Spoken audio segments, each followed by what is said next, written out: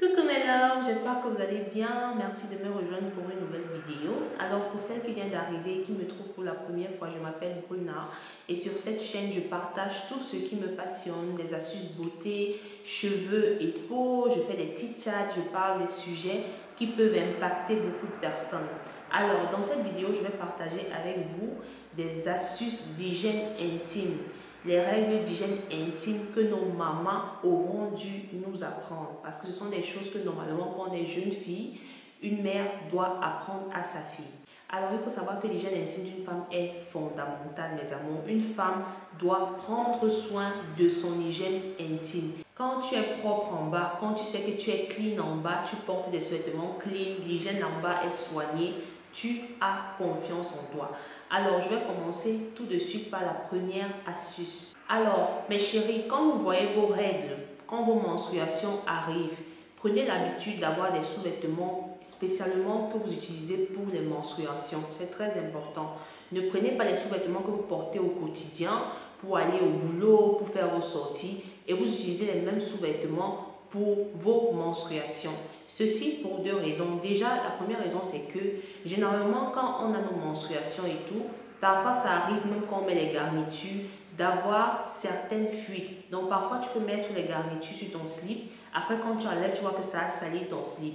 Et puis, quand vous les lavez, d'accord, il y a toujours les bactéries qui restent un peu. Parce que plus vous portez les sous-vêtements, quand vous les lavez, les bactéries s'accumulent. Vous ne les voyez pas à l'œil nu, mais c'est là.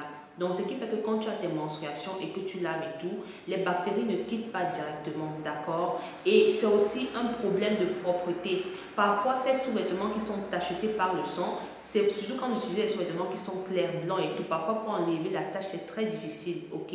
Donc, c'est pas très hygiénique. Quand vos menstruations finissent, que vous portez encore les mêmes sous-vêtements pour sortir ou pour aller voir votre chérie, non. Donc, faites l'effort quand vous achetez vos sous-vêtements d'avoir des sous-vêtements spéciaux que vous utilisez uniquement pendant vos périodes de menstruation. Et à côté, vous avez d'autres sous-vêtements que vous mettez pour les sortir pour tous les jours. D'accord? C'est très important. Séparez ces deux catégories de sous-vêtements. Ensuite, taillez-vous les poils, les filles. Je sais qu'il y a des femmes qui sont contre le fait de se raser totalement les poils parce que pour certaines ça irrite, pour certaines elles préfèrent garder leurs poils parce que apparemment ça protège, pour certaines disent que ça protège des agents externes et tout. Bon, pour ma part, je me rase et je pense que c'est bien de se raser. Ou alors, si vous n'aimez pas vous raser, taillez au moins vos poils. Quand vous avez trop de poils, quand les poils arrivent à une certaine longueur, mes chéris, ce n'est plus hygiénique. Donc, même si tu ne veux pas tout raser, aie des petits ciseaux que tu utilises uniquement pour ton corps. Ne prends pas les ciseaux que tu utilises pour tailler tes cheveux, tu prends les mêmes ciseaux pour tailler tes poils. Ok, tu dois avoir les ciseaux que tu utilises seulement pour tailler ton minou. Et quand c'est trop long, tu tailles. Pourquoi? Pourquoi, mes chéris? Et ça, vous êtes d'accord avec moi, soyons sincères. Quand tu as trop les poils sur ton minou et que tu pars faire pipi, même quand tu te laves bien, d'accord, quand tu te laves et tout, les poils là, ça garde beaucoup les odeurs parce que quand c'est long et que tu pisses, le pipi reste au-dessus et tu te nettoies avec l'eau, tu vas te rendre compte. Faites l'expérience, les filles, vous qui laissez les longs poils là, c'est très difficile que tu te laves bien jusqu'à il y a toujours une petite odeur de pipi qui est restée sur les poils. Donc tailler, moi je pense que la propreté, une femme propre doit tailler au moins ses poils. Ne doit pas laisser ça long comme la longueur des cheveux. Tailler ça régulièrement, c'est très important pour avoir une bonne odeur là-bas en bas. Et quand vous vous rasez les poils, appliquez directement après un désinfectant. Donc ça c'est pour celles qui rasent comme moi. Quand vous vous rasez, que vous utilisez un rasoir Bic ou alors je ne sais pas trop quoi, ou alors une tondeuse, dès que vous finissez de raser, prenez un désinfectant. Je vais vous montrer un désinfectant que vous pouvez utiliser.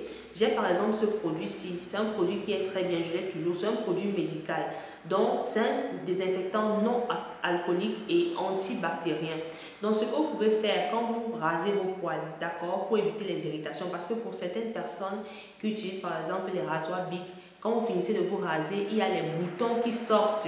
Et c'est fastidieux parce que quand les boutons sortent, non seulement ça vous fait mal, et parfois si vous percez, ça commence à sentir, donc ça irrite la peau et la peau devient infectée. Donc pour éviter ça, quand vous finissez, prenez un petit coton, vous mettez un peu du produit et vous passez au-dessus, jamais à l'intérieur.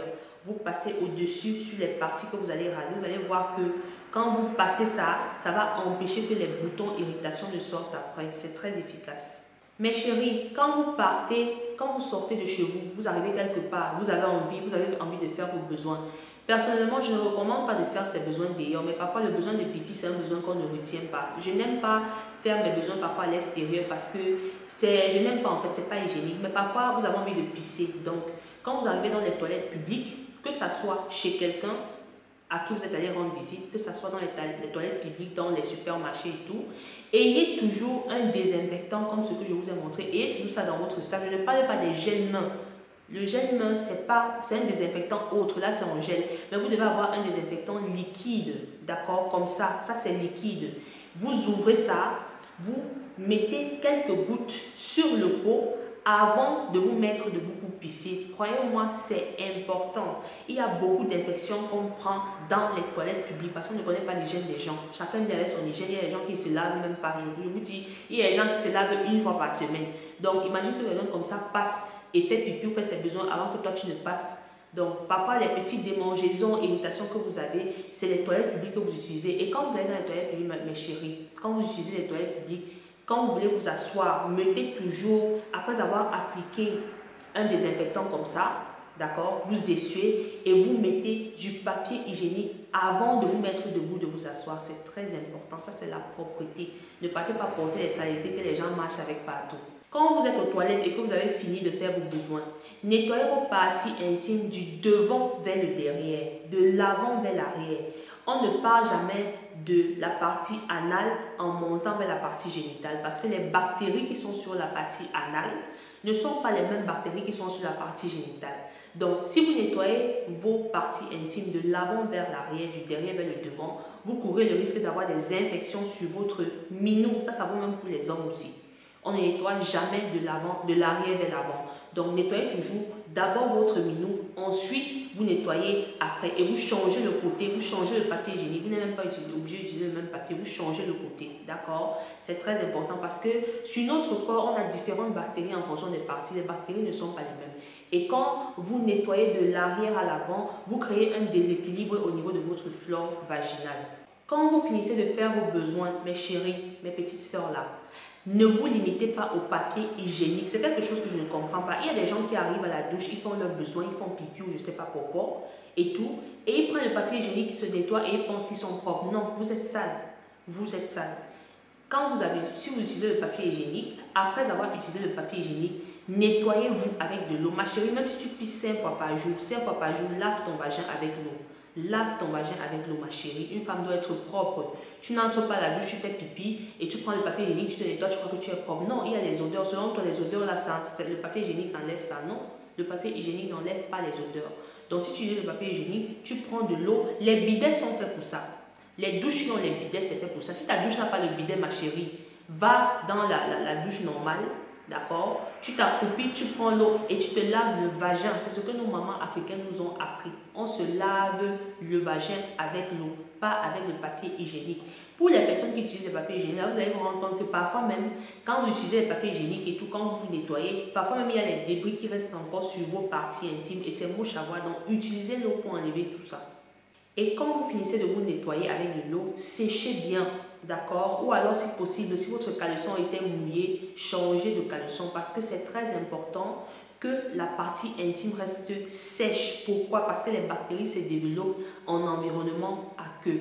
Donc, les bactéries et tout, les bactéries pathogènes aiment tout ce qui est eau. Donc, là-bas en bas, assurez-vous que ça soit sec. Même quand vous êtes à la maison, et tout, si vous sentez que peut-être vous avez des sécrétions qui ont humidifié votre slip, si vous ne vous changez pas, vous allez voir que quelques minutes après, vous ressentez une petite odeur. C'est parce que les bactéries sont en train de se développer. Donc, faites toujours l'effort d'avoir sur vous un survêtement qui est sec. C'est très important. Donc, séchez-vous bien les parties. Si possible, ayez une serviette que vous réservez spécialement à votre partie intime. Ne portez pas un caleçon plus d'une journée, mes chéris. Non, ça ne se fait pas. Même les hommes là. Changez, mais pour la femme c'est plus délicat, donc je vais me limiter ici aux femmes. Changez vos caleçons chaque jour. Une femme ne porte pas un caleçon 2 jours successifs. Ma chérie, ça ne se fait pas. Ça, c'est la saleté de haut niveau.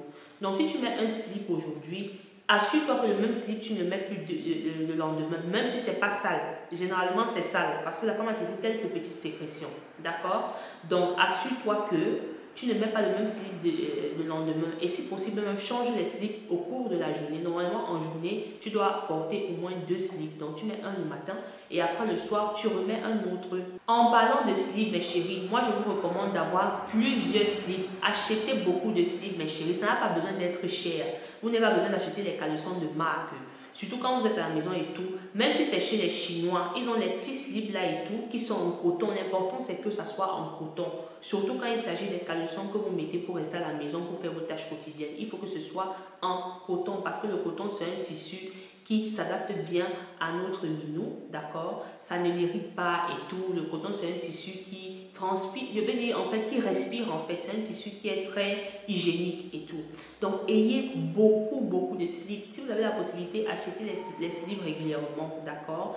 Vous achetez les slips et vous les changez tout le temps. Ça fait en sorte que quand vous avez beaucoup de slips, en fait, tu n'as pas l'impression que bon, tu es obligé de rester avec un slip parce que tu n'as pas un autre slip qui est disponible pour porter. Tu peux changer autant de fois. C'est bien de changer.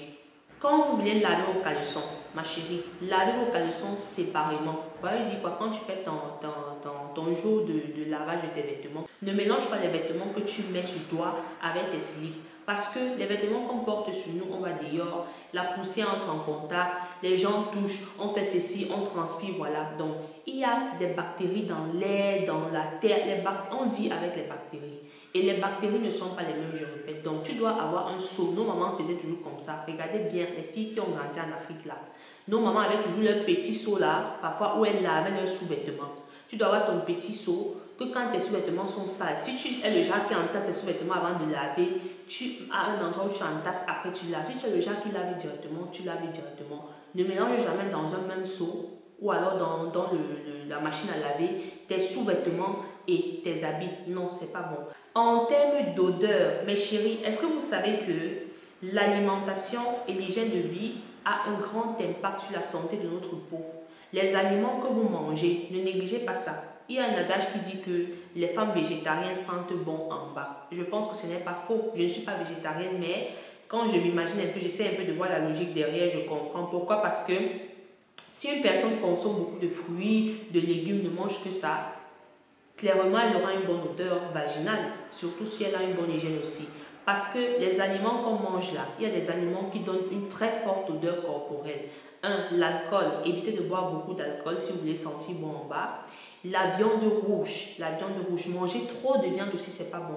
Trop de viande aussi, c'est pas bon. Parce que ma chérie, la viande, avant d'être la viande, c'est un animal qu'on a tué. Donc, c'est considéré comme une chair qui est dégradée.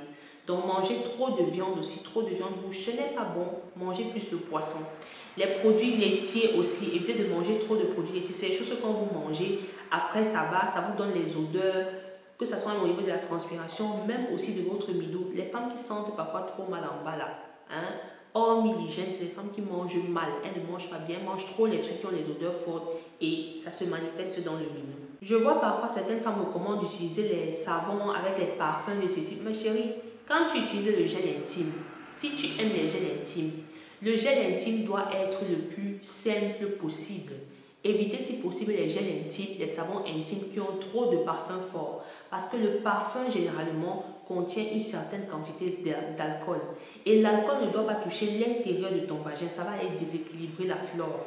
D'accord? Parfois, c'est un gel intime et savon intime que vous utilisez. C'est ça qui vous donne les pertes blanches abondantes, les odeurs nauséabondes parce que il y a un ingrédient à l'intérieur. Soit c'est le parfum là qui contient l'alcool, soit c'est un autre type d'ingrédient qui allait déséquilibrer votre pH, le pH de votre flore vaginale. Donc, faites attention aux savons qui ont des parfums. Non, ma chérie, ton vagin a son odeur. Ton vagin doit avoir une odeur naturelle qui ne doit pas être nauséabonde. Ça ne doit pas sentir comme les parfums de machin. Donc, tu as d'abord ton odeur. Tu n'as pas besoin d'un parfum en plus. Ça va créer seulement autre chose là qui sera un peu bizarre. Quand vous vous lavez, quand vous faites votre bain, d'accord, moi j'utilise le savon noir. Vous le savez, j'aime beaucoup le savon noir.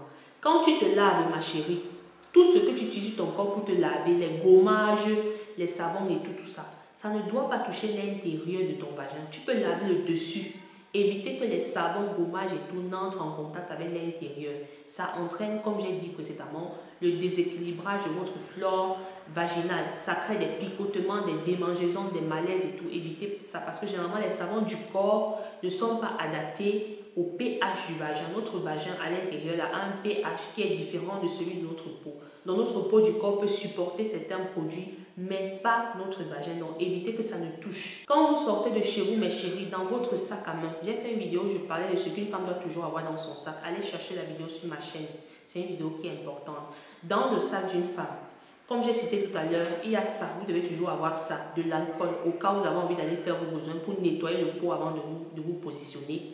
Une autre chose, c'est ça, mes chéris. Voilà, ça c'est pour mon bébé. Voilà. Quand vous prenez les serviettes hygiéniques de bébé, ça c'est ce que j'utilise pour mon fils quand nous sommes dehors. Parfois je vole aussi sur ça. Si j'ai peut-être envie d'aller faire pipi dehors, je vole aussi ça et je me nettoie avec. Prenez les serviettes hygiéniques de bébé, d'accord? Parce que c'est plus hygiénique, d'accord? C'est moins agressif vu que c'est adapté aux parties intimes du bébé. Donc on a fait ça vraiment avec des soins, c'est testé dématologiquement. Donc tout est fait pour que ça soit vraiment non nocif. Ayez toujours ça dans votre sac. Quand vous allez, vous faites pipi, ok, puisque vous êtes dehors et tout, peut-être vous n'avez pas le temps, vous ne pouvez pas utiliser l'eau comme chez vous, vous vous nettoyez avec ça. Ça nettoie vraiment bien, vous nettoyez bien l'intérieur. C'est pas agressif.